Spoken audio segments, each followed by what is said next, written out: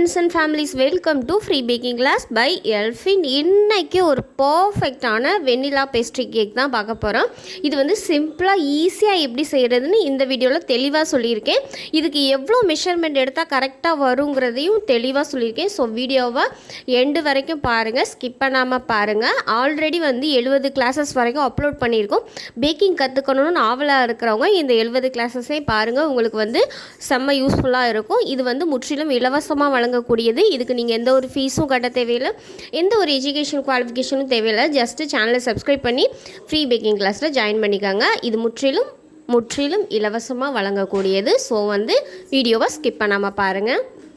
ஈரமில்லாத 2 பெரிய பவுல் எடுத்திருக்கேன். இந்த பவுலில் வந்து ரூம் டெம்பரேச்சரில் இருக்க முட்டை வந்து நான் 2 முட்டை எடுத்திருக்கேன். கண்டிப்பாக முட்டை ரூம் டெம்பரேச்சர்லேருந்து தான் பர்ஃபெக்ட் ரிசல்ட் வரும். இந்த 2 முட்டையோட மஞ்சள் கரு தனியாக, வெள்ளை கரு தனியாக நம்ம செப்பரேட்டாக பிரித்து எடுத்துக்குவோம். ஒருவேளை ஃப்ரிட்ஜில் இருக்க முட்டையை பயன்படுத்துகிறீங்கன்னா ஃப்ரிட்ஜிலேருந்து எடுத்து ஒரு 3 மணி நேரத்துக்கு முன்னாடியே வெளியில் வச்சுட்டு கம்ப்ளீட்டாக ரூம் டெம்பரேச்சர் வந்ததுக்கப்புறம் பயன்படுத்துகிறீங்கன்னா பெஸ்ட்டு ரிசல்ட் தரும். பாத்திரத்தில் எதுவும் ஈரம் இல்லாமல் பார்த்துக்கோங்க. இப்போ இந்த 2 முட்டையும் முட்டையோட வெள்ளை கரு தனியாக, மஞ்சள் கரு தனியாக பிரித்து எடுத்துக்கலாம். மஞ்சள் கருவை ஓரமாக வச்சுட்டு முட்டையோட வெள்ளை கருவை வந்து நம்ம வந்து பீட்டரை ஆன் பண்ணி தண்ணி மாதிரி இருக்கிறது வந்து நுர மாதிரி பொங்கி வர்ற அளவுக்கு பீட் பண்ணி எடுத்துக்கலாம். கரெக்டாக பீட் பண்ணி ஒரு நுர மாதிரி பொங்கி வந்ததுக்கப்புறமா நம்ம சர்க்கரையை ஆட் பண்ணால் கரெக்டாக வரும். ஃபஸ்ட் எடுத்த உடனே சர்க்கரையை ஆட் பண்ணிங்கன்னா அந்த அளவுக்கு ப்ளஃபியாக வராது. பாத்திரத்தில் ஈரம் இருந்தாலும் உங்களுக்கு வந்து எக்கு வந்து ஸ்டிப்பிக்காக வராது. அதே மாதிரி பழைய முட்டை, அதாவது காலாவதியான முட்டையை பயன்படுத்தினீங்கனாலும் உங்களுக்கு எக்கு வந்து ஸ்டிப்பிக்காக வராது. இந்த மாதிரி முட்டை பொங்கி வந்ததுக்கப்புறம் பீட்டரை ஆஃப் பண்ணிவிட்டு கரெக்டாக 250 ml கப்பில் அரை கப் அளவு சர்க்கரையை 3/4 பங்கு அளவு எடுத்திருக்கேன். அதாவது அரை கப் ஃபுல்லாக எடுத்திங்கன்னா 100 கிராம், அதில் 3/4 பங்கு எடுத்திங்கன்னா 75 கிராம், 75 கிராம் அளவு இந்த ரெசிபிக்கு கரெக்டாக இருக்கும். இதை வந்து கொஞ்சம் கொஞ்சமாக ஆட் பண்ணி நல்லா ஸ்டிப்பிக்காக வந்து சர்க்கரை கரையிற அளவுக்கு பீட் பண்ணி எடுத்துக்கோங்க. ஒவ்வொரு டைமும் ஆட் பண்ணும்போது முதல்ல ஆட் பண்ண சர்க்கரை கரைஞ்சிருக்கான்னு செக் பண்ணிவிட்டு ஆட் பண்ணி நல்லா இந்த மாதிரி பீட் பண்ணிங்கன்னா உங்களுக்கு பர்ஃபெக்டாக ஒரு விப்பிங் க்ரீம் எந்த அளவுக்கு பீட் பண்ணுவீங்களோ அந்த அளவுக்கு வரும். நீங்கள் வந்து எல்லா சுகரையும் ஒரே மாதிரி போட்டு ஆட் பண்ணிங்களா இந்த அளவுக்கு வராது. ஸோ இந்த மாதிரி வர்ற வரைக்கும் நல்லா பீட் பண்ணி எடுத்துக்கோங்க. ஒரு 5 நிமிஷம் தான் ஆகும். ஸோ ஒரு 5 நிமிஷம் அளவுக்கு நீங்கள் பீட் பண்ணிங்களாலே இந்த அளவுக்கு வந்து சக்கரை கரைஞ்சி ஒரு ஸ்டிப்பிக்காக கிடச்சிரும். இப்போ முட்டையோட மஞ்சள் கரு இருக்குல்ல, அதை எடுத்துக்கலாம். அதில் வந்து ஒரு பிஞ்ச் அளவு சால்ட்டு சேர்த்துக்கலாம். இந்த சால்ட்டு சேர்த்ததுக்கப்புறமா கரெக்டாக 1/2 டீஸ்பூன் அளவு வெண்ணிலா எசன்ஸ் சேர்த்துக்கலாம். ஏன்னா நம்ம வெண்ணிலா பேஸ்ட்ரி தானே பண்ணுறோம். இது கூடவே 1/2 டீஸ்பூன் அளவு மில்க் எசன்ஸ் கண்டிப்பாக சேர்க்கணும். ஏன்னா ஃப்ளேவர் உள்ள கேக்குக்கு நீங்கள் வந்து எசன்ஸ், மில்க் எசன்ஸ் ஆட் பண்ணலாட்டியும் எந்த ஃப்ளேவர் கேக் செய்கிறீங்களோ அந்த ஃப்ளேவர் வந்து அதிகமாக தெரியும். ஸோ வந்து எக் ஸ்மெல் வந்து கண்ட்ரோல் ஆயிரும். இதில் வந்து வெறும் வெண்ணிலா கேக் மட்டும், பேசிக் கேக் தான். அதனால வந்து நீங்கள் கண்டிப்பாக மில்க் எசன்ஸ் 1/2 டீஸ்பூன் சேர்த்துட்டு அதை வந்து கலக்கிட்டு இந்த மாதிரி நம்ம முட்டையோட வெள்ளை கருவில் வந்து சேர்த்துட்டு பீட்டரை ஜஸ்ட்டு ஒரு ஸ்பீடில் ஆன் பண்ணி மிக்ஸ் பண்ணி எடுத்துகிட்டு பீட்டரை ஆஃப் பண்ணிடுங்க. மஞ்சள் கரு சேர்த்ததுக்கப்புறமா நீங்கள் ஓவராக பீட் பண்ணிங்கன்னா அந்த எக்கோட ஃபோம் எல்லாம் அடங்கிடும். ஸோ வந்து அதை பார்த்துக்கோங்க. இப்போ 250 ml கப்பில் அரை கப் அளவு மைதா எடுத்திருக்கேன், 60 கிராம் அளவு. இது கூடவே 1 டீஸ்பூன் அளவு கார்ன்ஃப்ளவர் மாவு, அது கூடவே 1/2 டீஸ்பூன் பேக்கிங் பவுடர் மட்டும் சேர்த்துருக்கேன். இப்போ இது எல்லாத்தையும் சேர்த்து நல்லா மிக்ஸ் பண்ணிக்கோங்க. நீங்கள் மிக்ஸ் பண்ண விருப்பம் இல்லைன்னா சல்லடையில் ஒரு 2 டைம் கூட சளிச்சு எடுத்துக்கோங்க.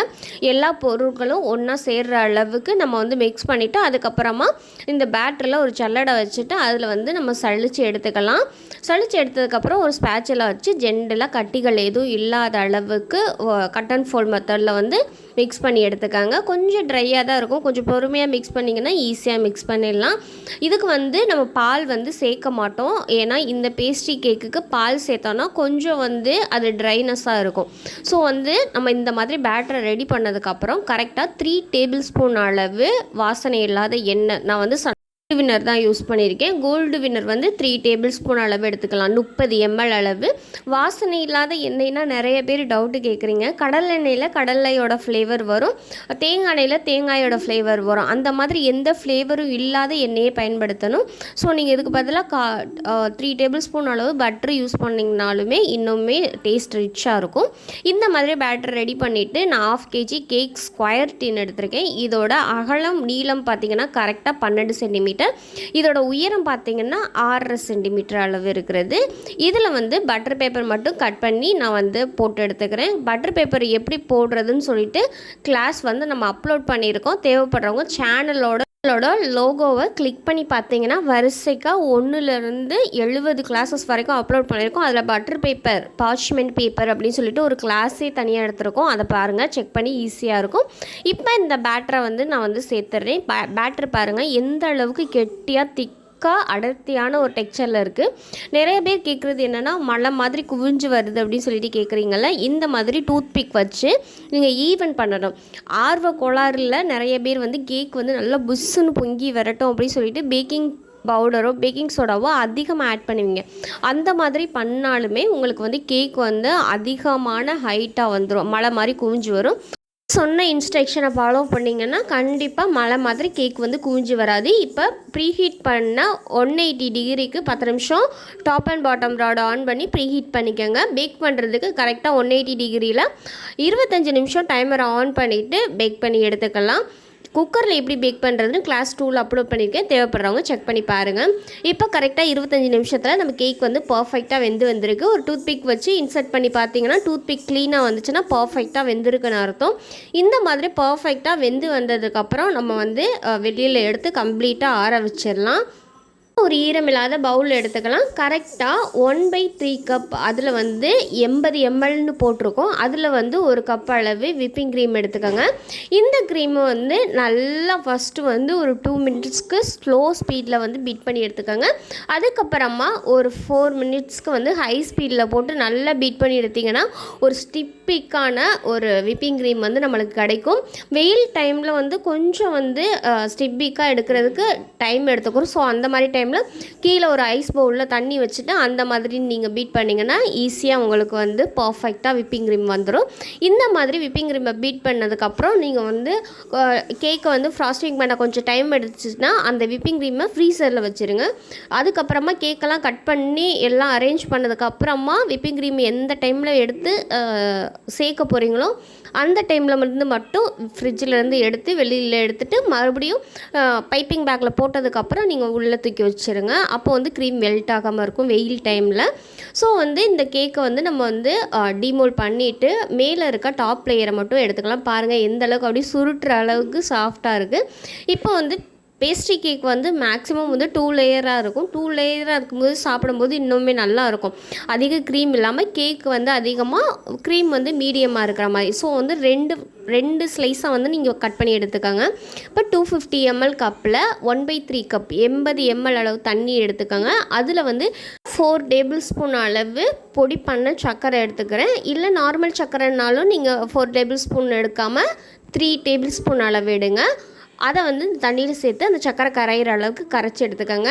இப்போ வந்து நம்ம வந்து கரைச்சி வச்சுருக்க சுகர் சிரப்பை ஒரு லேயருக்கு வந்து பாதி, அதுக்கு மறு லேயருக்கு வந்து பாதி, அந்த மாதிரி டிவைட் பண்ணி சுகர் சிரப் அப்ளை பண்ணதுக்கப்புறம் விப்பிங் க்ரீமை ஒரு பைப்பிங் பேக்கில் போட்டு இந்த மாதிரி லைட்டாக மைல்டாக ஒரு கோட் கொடுங்க. ரொம்ப கோட்டிங் கொடுக்க வேண்டாம், அது சாப்பிட முடியாது. சாப்பிடும்போது ரொம்ப ஃபோம் தான் இருக்கிற மாதிரி இருக்கும். ஸோ இந்த மாதிரி லைட்டாக ஈவன் பண்ணிக்கோங்க ஸ்பேச்சுலாக வச்சு. அதுக்கப்புறம் நெக்ஸ்ட் லேயரை வச்சுட்டு மறுபடியும் மீதி இருக்க சுகர் சிரப்பை நீங்கள் சேர்த்துக்கலாம். சேர்த்துட்டு அதுக்கப்புறமா மறுபடியும் விப்பிங் க்ரீமை வந்து அப்ளை பண்ணி எடுத்துக்கலாம். விப்பிங் க்ரீம் அப்ளை பண்ணதுக்கப்புறமா நீங்கள் வந்து ஃப்ரிட்ஜில் ஒரு 1/2 hour வந்து செட் பண்ணி எடுத்துக்கோங்க. அப்போ கட் பண்ணுறதுக்கு உங்களுக்கு ஈஸியாக இருக்கும், க்ரீம் மெல்ட் ஆகாமல். இந்த மாதிரி அப்ளை பண்ணதுக்கப்புறம் நம்ம வந்து 1/2 hour வந்து ஃப்ரிட்ஜில் வச்சு எடுத்துக்கலாம். இதில் வந்து க்ரீம் பேஸ்ட்ரி கேக் எல்லாத்துக்குமே சைடில் இல்லாமல் டிரான்ஸ்பரண்ட்டாக இருக்கும்போது தான் பார்க்க அழகாக இருக்கும். நீங்கள் வேணும்னா 1/2 கப் அளவு விப்பிங் க்ரீம் எடுத்து பீட் பண்ணி சைடுலேயும் அப்ளை பண்ணிக்கோங்க. சைடில் விப்பிங் க்ரீம் வேணான்னு நினைக்கிறவங்க கரெக்டாக 80 ml கப்பில் எடுத்துக்கோங்க. இந்த மாதிரி சைடில் உள்ளதெல்லாம் எக்ஸ்ட்ரா இருக்கிறத ரிமூவ் பண்ணிடுங்க. அப்போ தான் பார்க்க நீட்னஸாக இருக்கும். ஃபஸ்ட்டே நீங்கள் பண்ணியிருக்கலாமேன்னா அதுக்கப்புறமா நீங்கள் அந்த மேலே கொடுக்குறது சைடில் கொடுக்குற விப்பிங் க்ரீம்லாம் அப்படி பிதுங்கிட்டு அந்த க்ரம்ஸ், அதாவது கேக்கோட தூள் எல்லாம் ஒட்டிட்டு அது பார்க்க அவ்வளோ நீட்டாகவே இருக்காது. ஸோ வந்து அதை அவாய்ட் பண்ணுறதுக்காக தான் விப்பிங் க்ரீம்லாம் அப்ளை பண்ணிவிட்டு அதுக்கப்புறம் நம்ம வந்து கட் பண்ணுறது. 6B நாசில் வச்சு இந்த மாதிரி சென்டர் கார்னரில் நீங்கள் டிசைன் போட்டாலும் சரி, இல்லை நடுவில் போட்டாலும் சரி, நான் 4 வகையாக போட்டு காமிச்சிருக்கேன் உங்களுக்கு. இதில் வந்து ஒரு பீஸை மட்டும் இதில் காமிச்சிருக்கேன். இது மேலே வந்து நம்ம செர்ரி இருக்குல்ல, அது வந்து வச்சு எடுத்துக்கலாம். இல்லைன்னா நீங்கள் வந்து ஜாம் கூட வச்சுக்கலாம். உங்களுக்கு எது அவைலபிளாக இருக்கோ, கஸ்டமர் எது கேட்குறாங்களோ அதுபடி நம்ம வச்சு எடுத்துக்கலாம். இந்த மாதிரி ஒரு பர்ஃபெக்டாக பார்க்கும்போதே டிரான்ஸ்பரண்ட்டாக கேக்கு க்ளீனாக தெரியணும். அதே மாதிரி அதே லேயரில் க்ரீம் மட்டும் தனியாக தெரியணும். அதுக்கு தான் சொல்கிறது, க்ரீம் அப்ளை பண்ணிவிட்டு கடைசியில் வந்து நீங்கள் ஓரங்களில் கட் பண்ணிங்கன்னா இந்த மாதிரி டெக்ஸ்சர் வரும். இப்போ நான் வந்து 4ஆக கட் பண்ணி காமிச்சிருக்கேன். இதில் ஒவ்வொன்றுலேயும் ஒவ்வொரு இடத்துல நான் விப்பிங் க்ரீம் வச்சுருக்கேன். ஒன்றில் வந்து கார்னரில் வச்சுருக்கேன், இன்னும் கொஞ்சம் வந்து கார்னர்லேருந்து தள்ளி, இன்னொன்று நடுவில். பார்க்க எது வந்து உங்களுக்கு பர்ஃபெக்டாக இருக்கோ அந்த மாதிரி நம்ம பண்ணிக்கிறது வந்து ரொம்பவே நல்லது. ஏன்னா இது மேலே வந்து நீங்கள் சாக்லேட் மோல்டு வச்சு டெக்கரேஷன் பண்ணி வைக்கலாம். இதுதான் வந்து இந்த பேஸ்ட்ரிக்கு யூஸ் பண்ணுற பேப்பரு. பாருங்கள் எந்த அளவுக்கு டிரான்ஸ்பரண்ட்டாக இருக்குன்னு. இது வந்து ஒவ்வொரு டிசைன்லேயுமே நம்மளுக்கு வந்து அவைலபிளாக இருக்குது. இது வந்து ப்ளூ கலரில் இருக்குது. இதில் ஆரஞ்சு, பிங்க்கு, ரெட்டு, எல்லோ அந்த மாதிரி வெவ்வேறு டிசைனில் இருக்குது. இதில் வந்து இந்த பேஸ்ட்ரியை எந்த அளவுக்கு கவர் பண்ணுதோ, அதாவது 4 பக்கமும் நம்மளுக்கு வந்து இப்படி பிடிச்சி எடுக்கிற அளவுக்கு இருக்கணும். அந்த மாதிரி கவர் பண்ணுற அளவுக்கு நீங்கள் வந்து கட் பண்ணி அதுலேயும் வச்சுக்கலாம். மேக்ஸிமம் வந்து பேஸ்ட்ரி கேக் எல்லாமே கடையில் பார்க்கும்போது அட்ராக்டிவாக இருக்கிறது இந்த மாதிரி ஷீட்டை வச்சு தான். ஸோ வந்து கண்டிப்பாக இது எல்லா பேக்கிங் ரா மெட்டீரியல் ஷாப்லேயும் நீங்கள் கேட்டிங்கனாலே கிடைக்கும். அதாவது பேஸ்ட்ரி ஷீட்டுன்னு கேட்டிங்கனாலே கிடைக்கும்.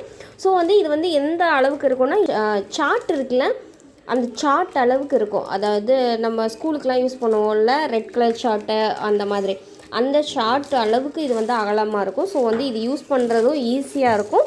அது வந்து லைஃப்பும் நல்லா வரும், பார்க்கவும் அட்ராக்டிவாக இருக்கும். ஸோ இந்த மாதிரி வேணும்னா நீங்கள் இந்த மாதிரி ட்ரை பண்ணலாம்.